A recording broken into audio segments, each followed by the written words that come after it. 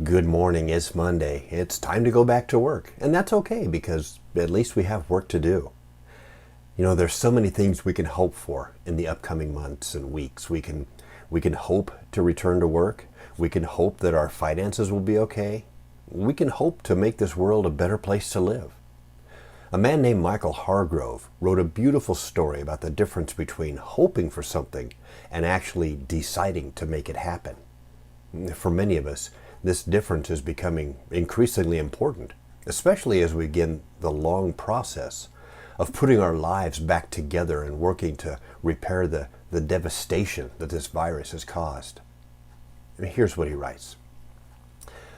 While I was waiting at the airport to pick up a friend, I once had one of those life-changing experiences that you always hear other people talking about.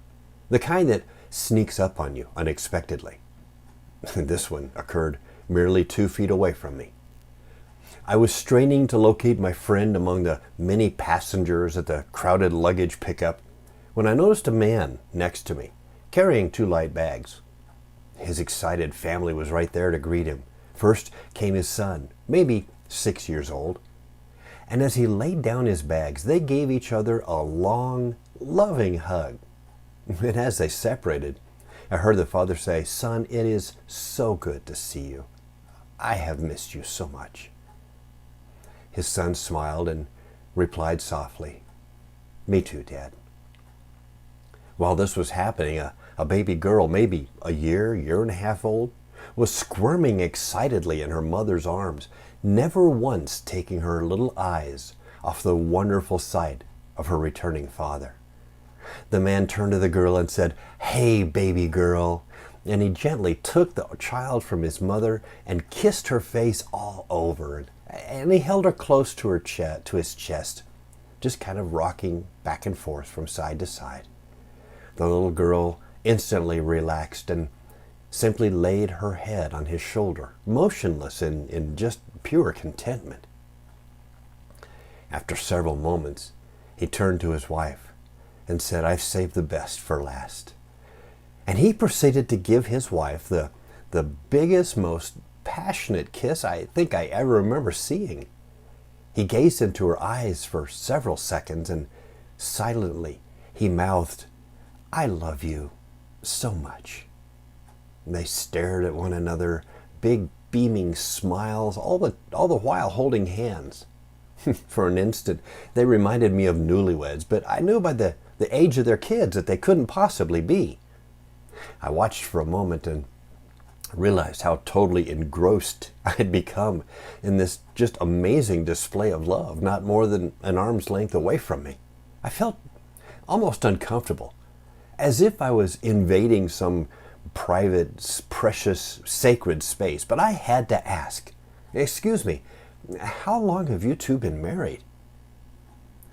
"Well, we've been married 12 years, the man said, without even once breaking his gaze from his wife's lovely face. "Well, how long have you been away?" I asked him. The man turned and looked at me, and still beaming with this huge smile, he said, 2 whole days. 2 days? That's it? I was stunned by the sheer intensity of the greeting. I figured he must have been gone for weeks, if not months. As I turned to go, I looked back at him and I said, "Man, I sure hope my marriage is that passionate after 12 years. The man suddenly stopped smiling and he looked me straight in the eye. And he told me something that left me a different person that day.